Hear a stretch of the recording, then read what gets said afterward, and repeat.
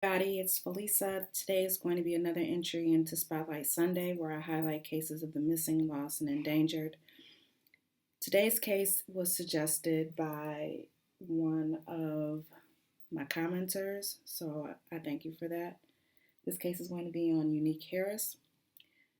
A lot of the information is derived from charlieproject.org, and as always, if you have the opportunity to support the site administrator, please do, as she does a phenomenal job of pulling together cases from all across the country. The merits of the case are as follows. Unique Harris has been missing since October the 9th, 2010 from Washington, D.C. Her classification is endangered missing and her date of birth is listed as January 31st, 1986. At the time she went missing, she was 24 and she would currently be 33. Height and weight is given as between 5'7" and 5'10" and about 130 pounds. Her last known clothing was a white shirt, gray pants, a 16 to 20-inch sterling silver necklace with a broken clasp secured by a safety pin, and a matching necklace and earrings set with garnet beads. Distinguishing characteristics: she is an African American female, brown hair, brown eyes. She has auburn highlights in her hair. She has a tattoo of the names Richard and Yuhandre on her lower back and a tattoo of her name Unique on her upper right arm. She has a mole on her upper lip and her ears are pierced. Harris is extremely nearsighted and wore her eyeglasses everywhere, but they were left behind at home. Details of the case are as follows. Unique was last seen in her apartment in the 2400 block of Hartford Street, Southeast in Washington, D.C. on October 9, 2010. She had moved in only 5 weeks earlier and lived with her two sons, aged 3 and 5. Her cousin's daughter, aged 8, was visiting at the time and spent the night there. Unique disappeared sometime between 3 and 8:30 a.m. She spoke to someone on the phone at 3 a.m., and when the children woke up at 8:30 a.m., she was gone. They were asleep during the night and didn't hear anything unusual.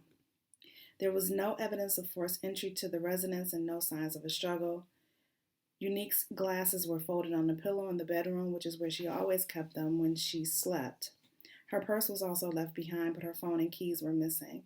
Her eyesight is so poor that she would have not been able to navigate out the building by herself without her glasses.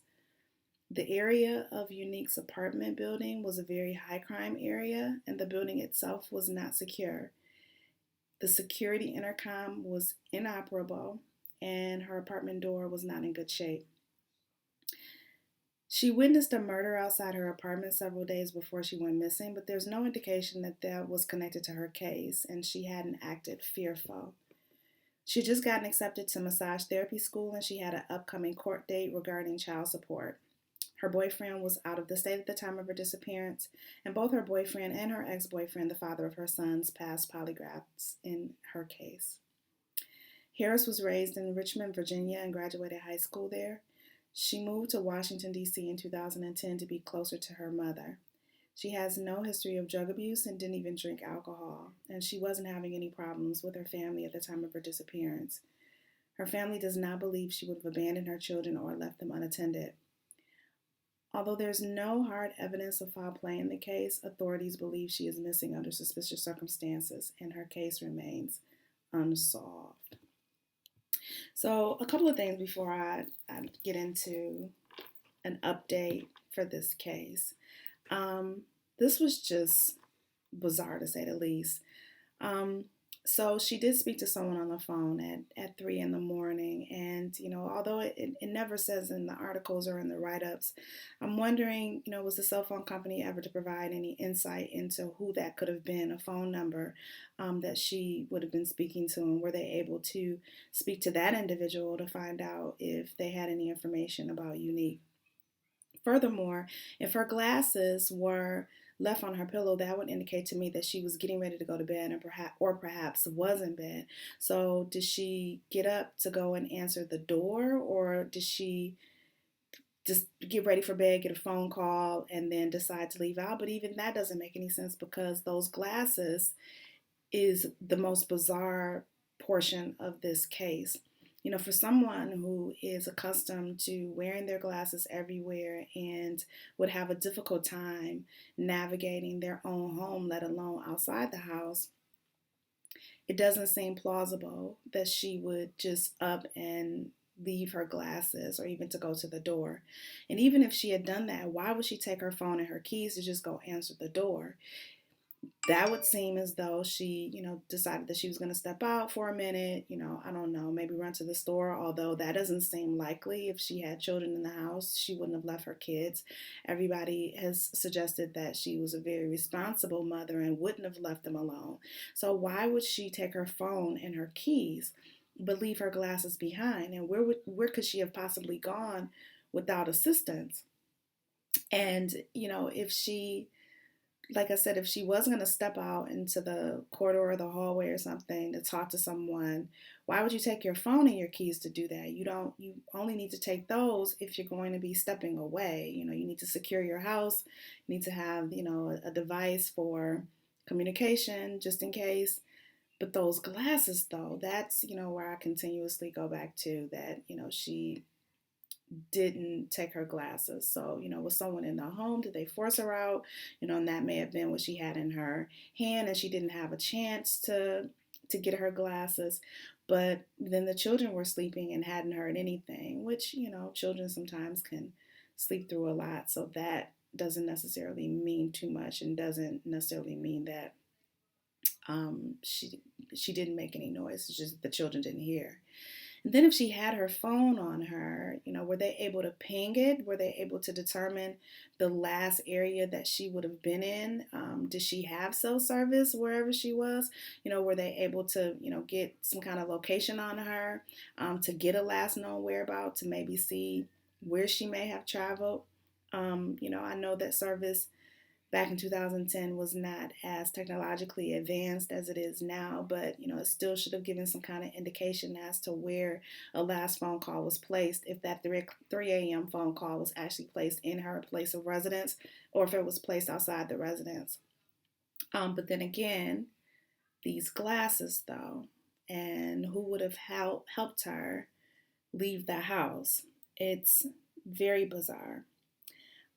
So, we don't have a lot to go off of with just that. And then I wonder, at what time did the children go to bed? Because, if she was on the phone at 3 a.m., did they hear her on the phone? Did they hear how she sounded? Did she sound, normal? Was she, in duress? And I know that the children were pretty young and perhaps they didn't pick up on those clues, but I would be interested to know if they felt like, was mommy upset when she was on the phone, et cetera, et cetera. And if they were up at 3 a.m. and she was still in the house at 3 a.m., then, she didn't go missing until later. But somehow, in that 5-hour span of time between this phone call and the time the children woke up, she disappeared. So it's very difficult to, kind of put this case together and, determine what could have happened or how it could have happened, especially, knowing that she would have never, if she had left on her own volition, her own, with her own efforts, then it would seem to me that she would grab her glasses before she would grab anything else, because those were as vital to her as air. Now, on Reddit, what's interesting is that there was an update to the case, and this is supposedly taken from a post that Unique's mom put on her Facebook at some point in 2018. I haven't been able to validate this. I did go to the mom's page, but the way that Facebook is set up, you have to scroll through all of the posts, and I literally was looking for a needle in the haystack when it comes to 2018, and I just wasn't able to locate it. So I'll read it, and you guys take it with a grain of salt for what it's worth. I haven't seen any further updates or suggestions on her mother's page, so I don't know how valid this is, but since it is out there, I thought that it would be good to include it. So allegedly, this post comes from Valencia Harris, Unique Harris's mother, and this was her update. It is with my most heartbroken, deepest, and saddest regret that I inform Unique's most loving supporters, followers, partners, and donors of her demise. Unfortunately, this almost 8-year journey to find Unique alive has come to these findings in her missing persons case investigation that Unique more likely than not, deceased, and now I must memorialize my baby girl. God knows I never wanted to have to inform all of you that I have been remarkably loving through this ordeal of this news. My apologies for this not being a happier ending. I've been fighting so hard to bring you all good news in the end. However, it appears that I cannot make this happen with the evidence we've compiled in Unique's case. I hope all of Unique supporters know I did my very best to find her alive and bring her home to her sons and all of us. I can't give any more specific details in the case right now, as I'm sure most, if not all of you know, this war for justice is not over. As far as the judicial portion of Unique's case goes, which must now take place in our court system. But I want you all to know all of your prayers, love, and support has not been in vain because we got the murdering mongrel. Yes, we got him. I want to thank you all with all my heart and soul because without Team Unique Heroes, selfless supporters, this would not have been possible. I will keep you all posted as we move forward to make sure this diabolical, deviant creature never does this to another parent and family. I also want to make it clear that my advocacy in speaking out and up for missing, abducted, unresolved homicide, human sex trafficking, etc., will still be an intricate part of my life. I will still fight for our voiceless victims and continue to speak to our babies in our communities and prayerfully be a part of positive, uplifting solutions to these god awful cases that none of us asked for, wanted, or deserved. I intend to make sure my child's short 24-year life that was so brutally taken away from her will not be in vain. Much love and appreciation I'm sending your way. P.S. Please stay tuned for further details as the opportunities and information become available for me to share. So I did want to pass that on. Like I said, I was unable to locate this specific post on Valencia Harris's Facebook page, but there's a lot of information to go through and I could have just overlooked it. I thought it was important to include it in this case profile as this may be the most accurate update we actually have.